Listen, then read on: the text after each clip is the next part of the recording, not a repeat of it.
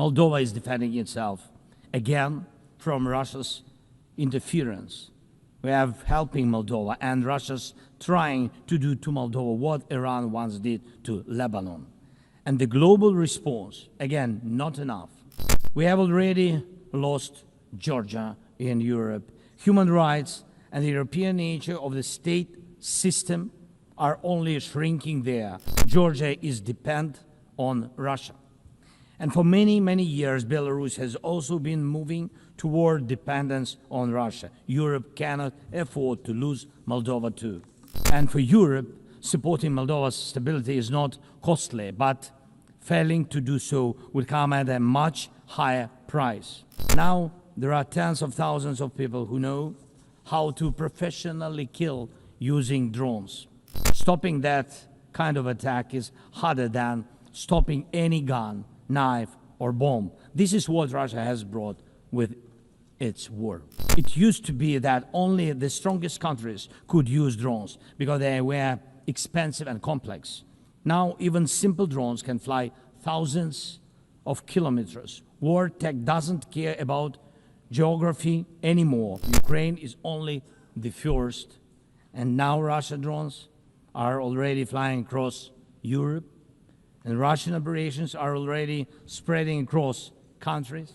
And Putin wants to continue this war by expanding it, and no one can feel safe. So we must use everything we have together to force the aggressor to stop. And only then do we have a real chance that this arms race will not end in catastrophe for all of us. Last year, at this assembly, I warned the world about the risk of radiation disasters, especially due to Russia's occupations of our Zaporizhzhia nuclear power plant, the biggest in Europe, but nothing's changed. Nothing's. And yesterday, the plant went into blackout again, and Russia hasn't stopped shelling even in areas near a nuclear facility. And because of international institutions are too weak, this madness continues. Even being part of a long-standing military alliance doesn't automatically mean you are safe. Just recently, 19 simple Russian drones violated Polish airspace, and only 4 were shut down. Luckily, they were not Shaheeds or even worse. Otherwise, the results would have been horrific. Estonia had to call a UN Security Council meeting for the first time in history because Russian fighter jets deliberately entered its airspace. Moldova is defending itself again from Russia's interference. We are helping Moldova, and Russia's trying to do to Moldova what Iran once did to Lebanon. And the global response, again, not enough. We have already lost Georgia in Europe. Human rights and the European nature of the state system are only shrinking there. Georgia is dependent on Russia. And for many, many years, Belarus has also been moving toward dependence on Russia. Europe cannot afford to lose Moldova too. It's important to remember how the world once ignored the need to help Georgia after Russia's attack, and how the moment was missed with Belarus. How Moldova must not be lost. And for Europe, supporting Moldova's stability is not costly, but failing to do so will come at a much higher price. That's why the EU needs to help Moldova now with funding and energy support, not just words or political gestures. We must not forget about protecting the rights of people and the rights of nations in regions where these rights are under threat. The UN Charter and the Universal Declaration of Human Rights must apply everywhere, but the Taliban in Afghanistan dragged a whole country back into the dark ages. Cartels in some Latin America countries are more powerful than the government there. This is all about collapse of international law and the weakness of the international institutions. And so it's about the rise of weapons. Weapons decide who survives. Excellencies, yesterday President Trump stood right here in this hall, and God saved him from a murder attempt during the campaign. A shot was fired from a rifle, and just a fraction of an inch saved his life. Just days ago, President, along with hundreds of thousands of Americans, honored the memory of Charlie Kirk. Sadly, his life was cut short by a bullet. Once again, violence with a rifle in hand.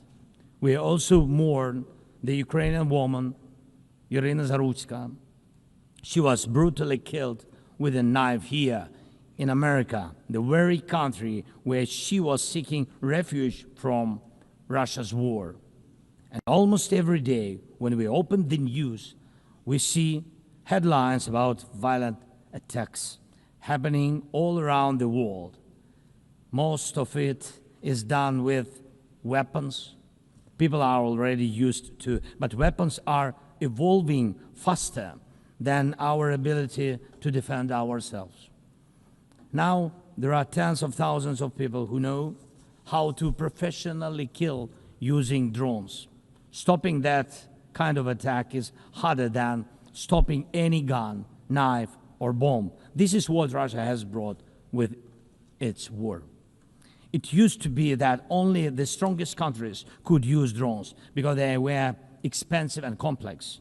Now, even simple drones can fly thousands of kilometers. War tech doesn't care about geography anymore. It's now reshaping it. Just recently, airports in Europe had to shut down because of drones. Authorities couldn't even say what kind of drones they were, who sent them, or from where. Last week, North Korea announced the test of a tactical strike drone. That means even countries with limited resources can now build weapons that are dangerous to their neighbors. Ukraine and nations like Saudi Arabia know all too well how dangerous Iranian attack drones are. But what happens when all the types of drones become available, even to small terrorist groups or cartels? The world moves too slowly to protect itself, and weapons move fast. Now companies are already working on drones that can shoot down other drones, and it's only a matter of time, not much, before drones are fighting drones, attacking critical infrastructure, and targeting people all by themselves, fully autonomous and no human involved, except the few who control AI systems. Dear leaders, we are now living through the most destructive arms race in human history, because this time includes artificial intelligence. And if there are no real security guarantees except friends and weapons, and if the world can't respond even to old threats, and if there is no strong platform for international security, will there be any place left on Earth that's still safe for people? We need global rules now for how AI can be used in weapons, and this is just as urgent as preventing the spread of nuclear weapons. We need to restore international cooperation, real working cooperation for peace and for security. A few years from now might already be too late. 10 years ago, war looked different, and no one imagined that cheap drones could create dead zones, areas stretching for dozens of kilometers where nothing moves, no vehicles, no life. People used to imagine that only after a nuclear strike. Now it's drawn reality. Mass-produced, simple drones, and without AI yet. Ukraine doesn't have the big fat missiles dictators love to show off in parades, but we do have drones that can fly up to 2,000–3,000 kilometers. We had no choice but to build them to protect our right to life. Control over the sea used to depend on having a big navy. Ukraine doesn't have a big fleet, but we succeeded. In the Black Sea, we pushed what's left of the Russian Navy into a remote base. And we did it with sea drones. That's how we protect our ports and maritime trade routes, because Russia has left us no other choice. And our spiderweb operation, when cheap drones destroyed or damaged dozens of expensive Russian strategic bombers, became a real example for special forces around the world of what new weapons can do to old systems. These very Russian bombers attacked our cities. And none of this would have happened if Putin had not started this full-scale aggression, full-scale war. And every year that this war goes on, weapons become even more deadly. And only Russia deserves to be blamed for this.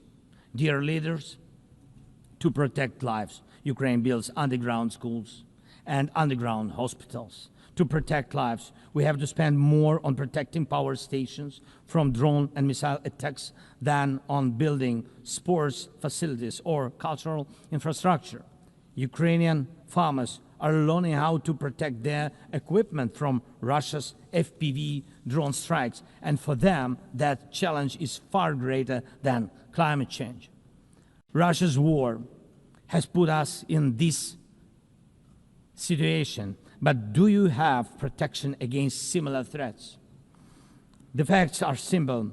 Stopping this war now, and with it, the global arms race, is cheaper than building underground kindergartens or massive bunkers for critical infrastructure later. Stopping Putin now is cheaper than trying to protect every port and every ship from terrorists with sea drones. Stopping Russia now is cheaper than wondering who will be the first to create a simple drone carrying a nuclear warhead. So we must use everything we have together to force the aggressor to stop. And only then do we have a real chance that this arms race will not end in catastrophe for all of us. If it takes weapons to do it, if it takes pressure on Russia, then it must be done. And it must be done now. Otherwise, Putin will keep driving the war forward wider and deeper. And we told you before, Ukraine is only the first, and now Russian drones are already flying across Europe, and Russian operations are already spreading across countries, and Putin wants to continue this war by expanding it, and no one can feel safe right now. So first, we are now building a new security architecture for ourselves. More than 30 countries are already part of our coalition, and we are strengthening army, launching joint weapons production with partners, and defining financial commitments for defense in a way that could become a security model for any other nation. If security guarantees work for Ukraine, something more than just friends and weapons, it will mean that people were able to make national security not a privilege for a few nations, but a right for everyone.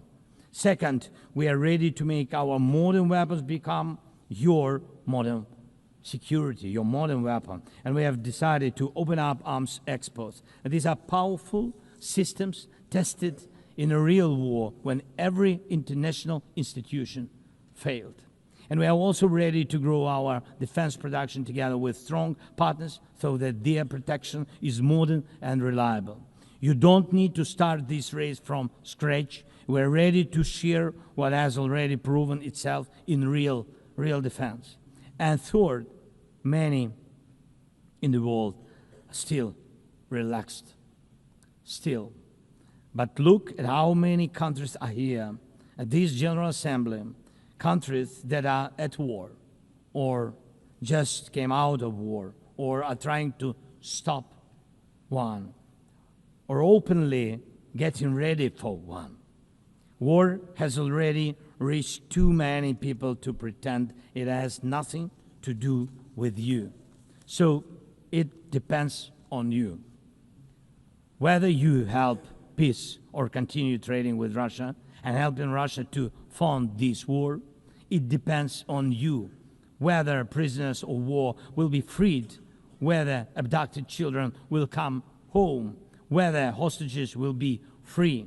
It depends on you. What will define existence? War like now, or our joint strong actions as it should be?